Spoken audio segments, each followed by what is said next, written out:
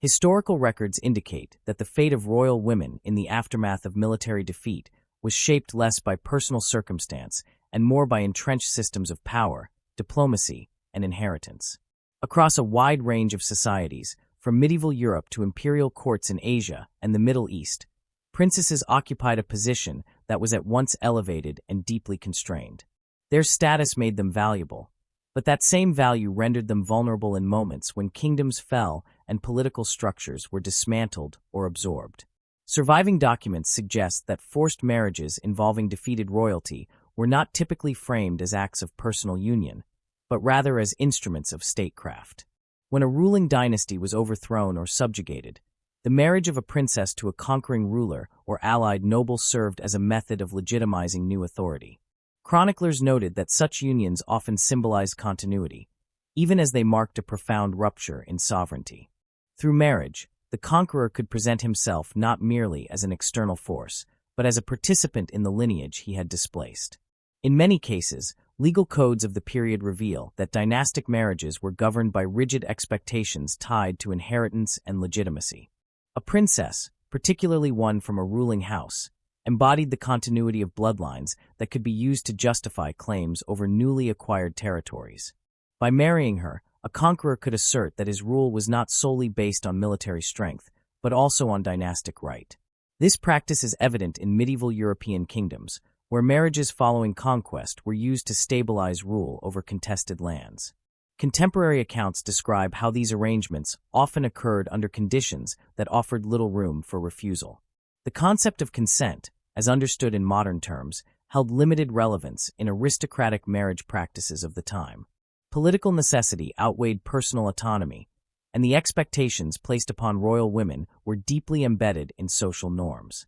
A princess's role was to secure alliances, preserve lineage, and, when required, facilitate the transition of power from one ruling entity to another.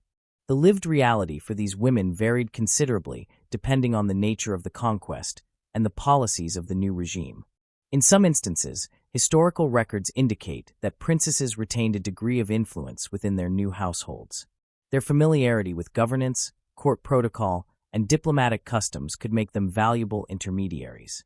Chroniclers noted that some were able to negotiate for the preservation of certain cultural or administrative practices from their former realms, thereby exerting a subtle but meaningful influence on the integration process. However, surviving documents also suggest that such outcomes were not guaranteed. In more severe cases, the transition from defeated royalty to a subordinate position within a new court could be marked by isolation and marginalization. The status of a princess in her original context did not always translate into power in her new environment. Instead, she might find herself navigating a court where loyalties were uncertain and where her identity was closely tied to a defeated lineage. The mechanisms of control extended beyond the marriage itself. Legal frameworks and court customs often dictated the extent of a princess's autonomy, including her movements, her household, and her access to resources. In some societies, she was closely monitored to prevent any potential claims to power that could arise through her lineage. This was particularly true in cases where the defeated dynasty retained supporters who might view her as a focal point for resistance. Historical records from the Byzantine Empire, for example, indicate that marriages between imperial women and foreign rulers were carefully managed to serve strategic interests. When defeat or political pressure necessitated such unions, the terms were often negotiated with attention to both immediate and long-term consequences.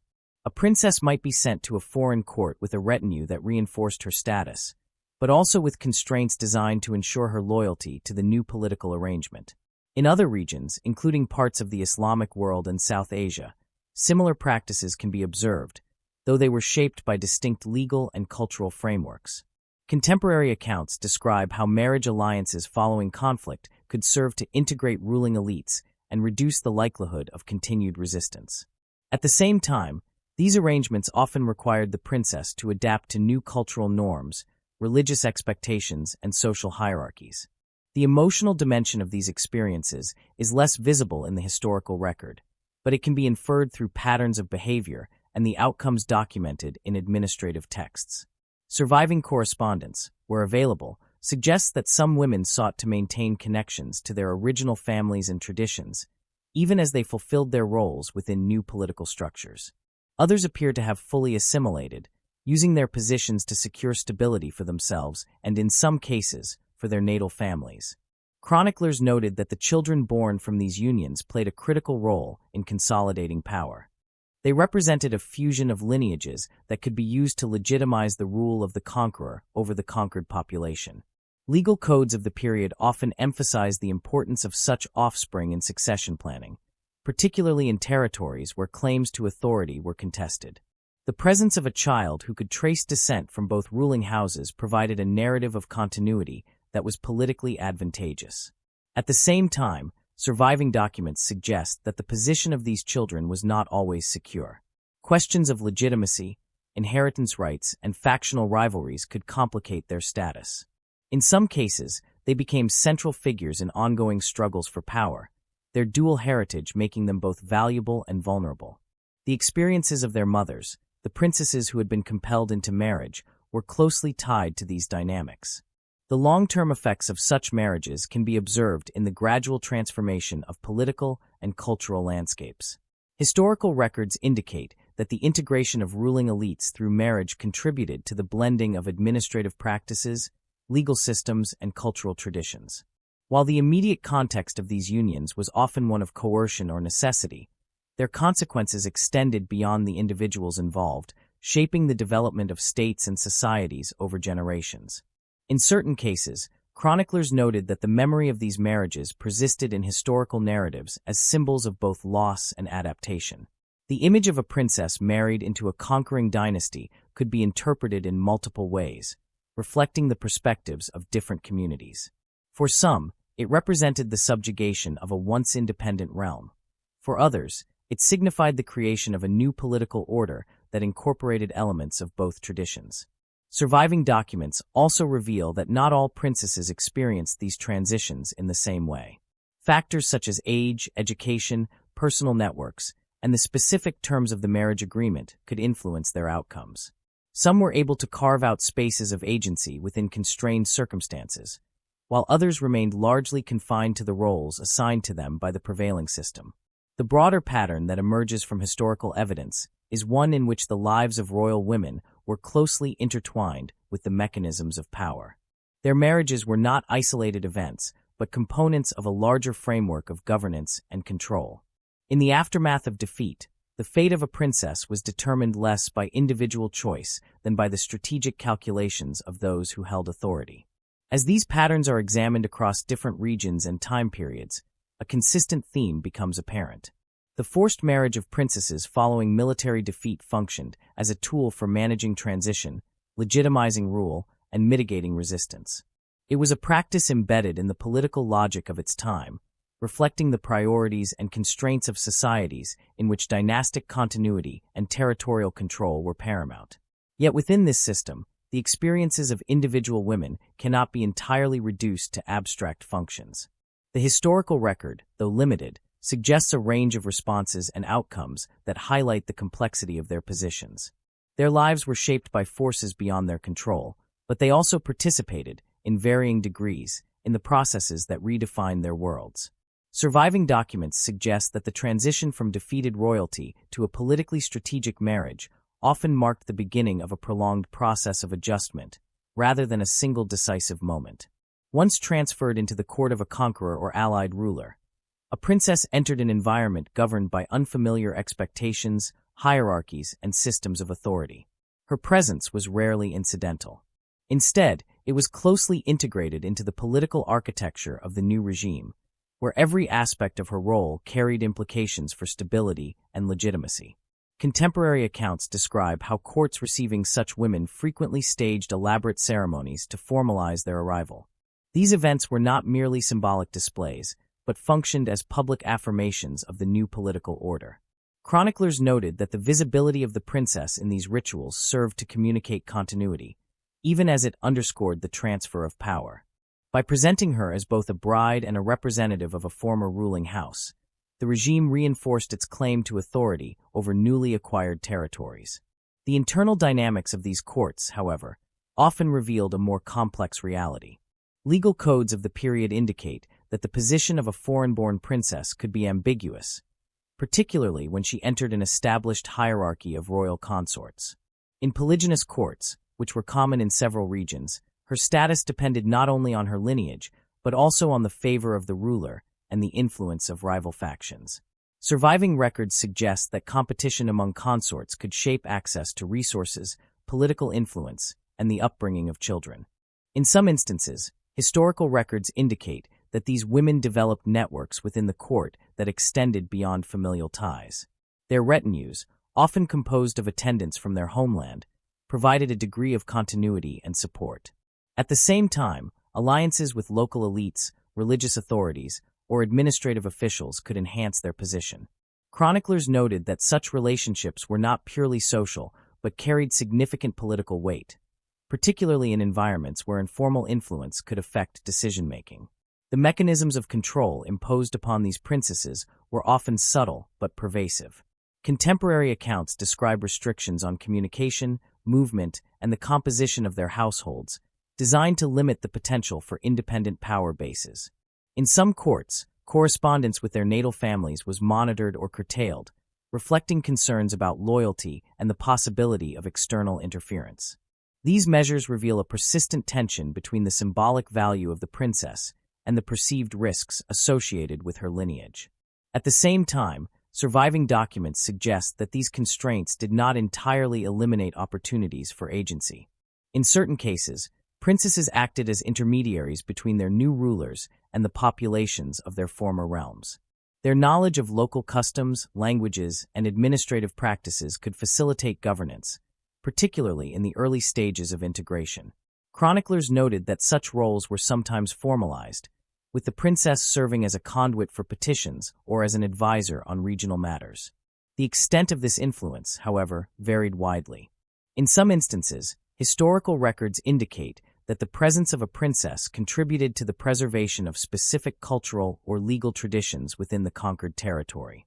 This was particularly evident in regions where the conqueror sought to maintain continuity in order to secure compliance from local elites. By incorporating elements of the previous regime, the new authority could reduce resistance and present itself as a legitimate successor rather than an external imposition. In other cases, the process of assimilation was more pronounced. Contemporary accounts describe how some princesses adopted the customs, language, and religious practices of their new environment, either by necessity or as a strategic adaptation. This transformation could enhance their standing within the court, but it also reflected the broader pressures exerted by the dominant political culture. Surviving documents suggest that such shifts were often gradual, shaped by both external expectations and internal calculations. The question of religion, in particular, played a significant role in shaping these experiences. Legal codes and theological writings from various periods reveal that marriages across religious boundaries were subject to complex regulations. In some contexts, conversion was required or strongly encouraged, while in others, arrangements were made to accommodate differing beliefs. These decisions carried implications not only for the personal identity of the princess, but also for the legitimacy of her children and their place within the ruling structure. Chroniclers noted that the offspring of these unions were central to long-term strategies of governance. From an early age, they were often educated in a manner that reflected the priorities of the ruling dynasty, while also, in some cases, incorporating elements of their maternal heritage. Surviving records suggest that this dual inheritance could be both an asset and a source of tension, particularly in periods of succession disputes or factional conflict.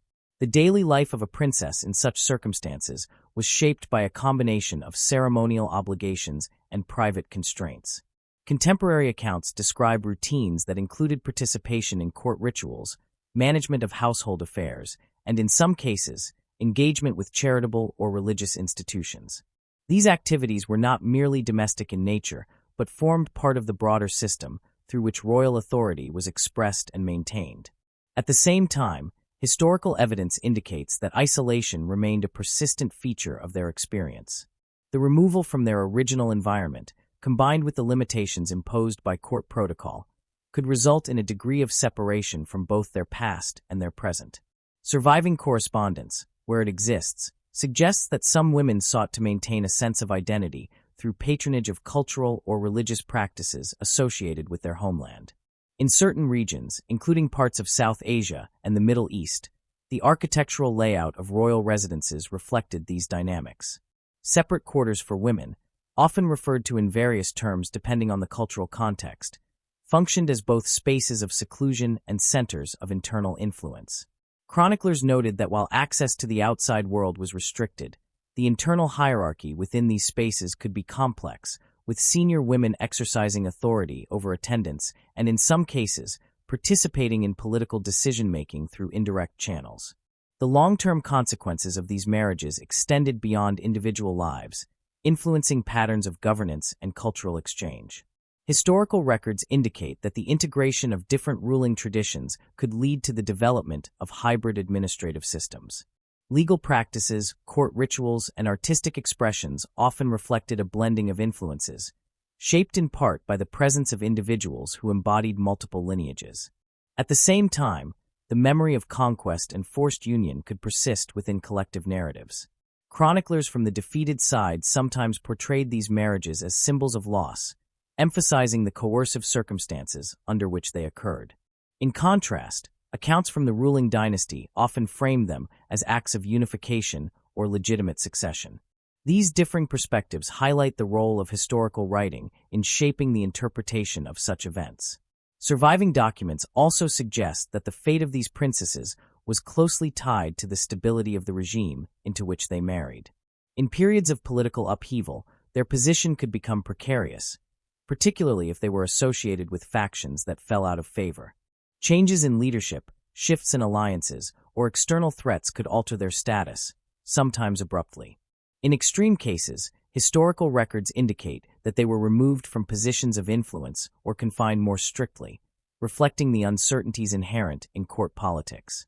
Despite these challenges, there are indications that some women were able to exert a lasting impact on the societies in which they lived.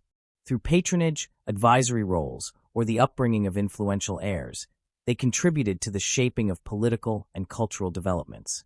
Chroniclers noted that their influence was often indirect, operating within the constraints of the systems that define their roles.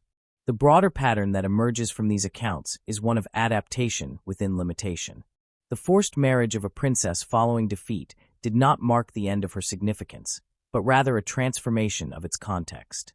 Her identity, once rooted in a specific political order, was reconfigured to serve new purposes, even as traces of the old persisted. As historical evidence continues to be examined, it becomes clear that these experiences cannot be understood solely in terms of victimhood or agency.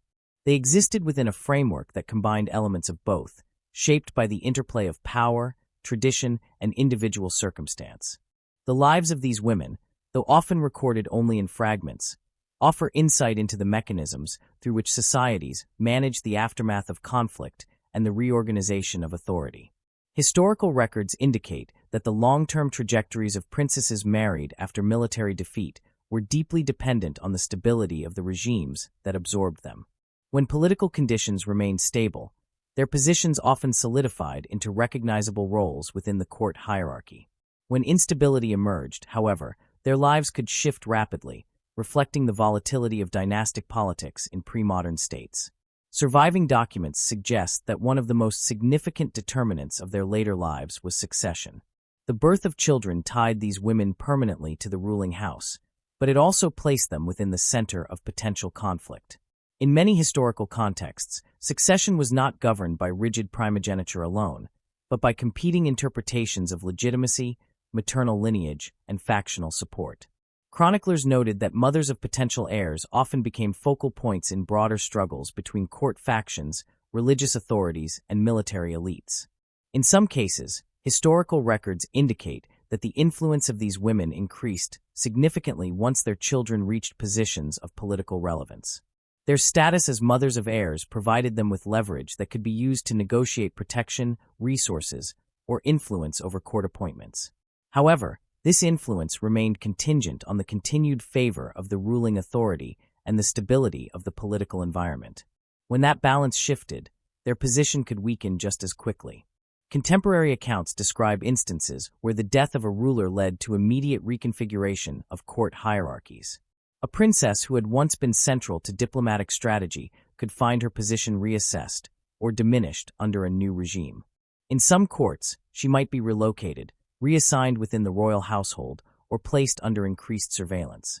These adjustments reflected broader efforts to secure succession and prevent rival claims from emerging through maternal lineage. Legal codes of the period reveal that in certain societies, the status of royal women was explicitly tied to the continuity of dynastic authority. When that continuity was threatened, whether through rebellion, invasion, or internal fragmentation, their roles were subject to reinterpretation. Chroniclers noted that these transitions were often managed through formal decrees or courtly procedures designed to maintain order while redistributing influence.